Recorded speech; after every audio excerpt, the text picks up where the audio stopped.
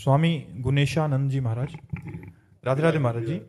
महाराज जी, श्रीमद् भागवत में वृतासुर की स्तुति में जो भगवान के विरह की बात कही गई है, महाराज जी वो कैसे प्राप्त हो, मतलब वैसी कि कृष्ण में ही वृत्ति हो जाए महाराज जी? जी, हमको देखना पड़ेगा गोपीजनों की दिनचर्या।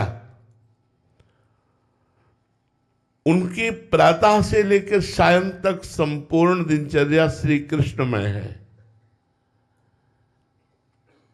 अगर वो बच्चा खिला रहे तो कृष्ण गुणगान करते हैं, अगर वो पति को रिझा रहे हैं तो कृष्ण भाव में भावित होकर, अगर वो धान कूट रही हैं, लीप रही हैं, झाड़ू लगा रही हैं, बुहारी कर रही हैं, गाय दूह रही हैं, गाय को चारा दे रही हैं, जो भी क्रियाएं गोपी कर रही, गोपी मोक्ष सन्यासिनी कही गई।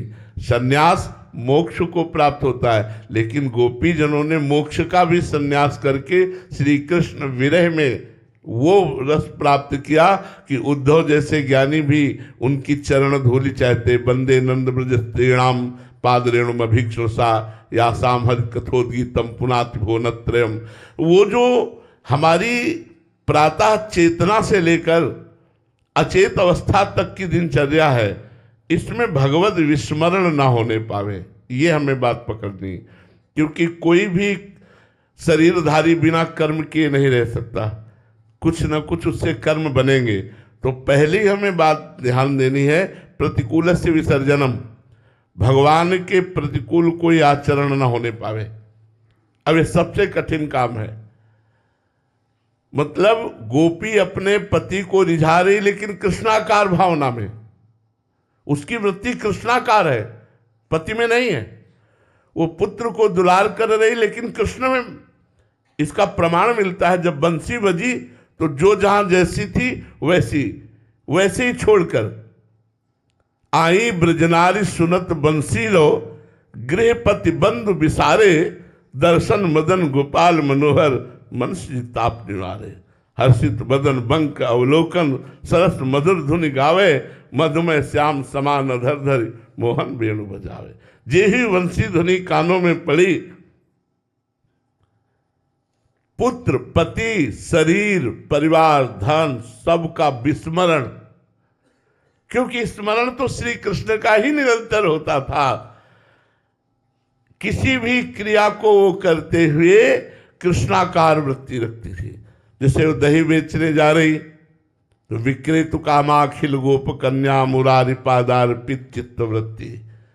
चित्तवृत्ति श्री कृष्ण चरणारविंद में अर्पित होने के कारण वो बेचने जा रही दही, और कहना चाहती है कि कोई दही ले ले दही, लेकिन निकलता है गोविंद दामोदर माधवेति। कोई माधव ले ले, कोई दामोदर ले ले, कोई गोविंद ले ले। क्या उच्च कोटि की। और इसीलिए परमहंस श्री सुखदेव जी ने, श्री उद्धव जी ने, बड़े बड़े महापुरुषों ने गोपी चरण वंदना की। इतनी ऊंची स्थिति, एक सेकेंड के लिए भी कृष्ण विस्मृति नहीं है। अखंड मुरारी पादार्पित चित्तवृत्ति। तो हमको पहले अपनी दिनचर्या में असत साधनों का त्याग करना होगा। हमसे कोई गंदी बात ना होने पावे, शास्त्र विरुद्ध आचरण ना होने पावे, फिर खूब साधु संग हो और निरंतर नाम जप हो, और भगवान की लीला कथा का श्रवण करके मनन चिंतन हो। तो उस मनन चिंतन से भगवत मिलन की चाह होगी, और चाह में फिर विरह आग्नि पैदा हो जाती है, फिर जिया नहीं जाता। वो अहोभाग्य है, धन्य भाग्य है जो कृष्ण विरही है, जो भगवत विरही है, अहोभाग्य है, धन्य भाग्य है।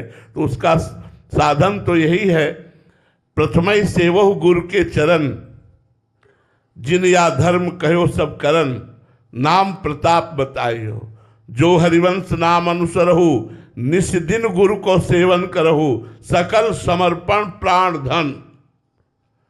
संपूर्ण अपना अस्तित्व समर्पित करके गुरु चरणों की सेवा की जाए।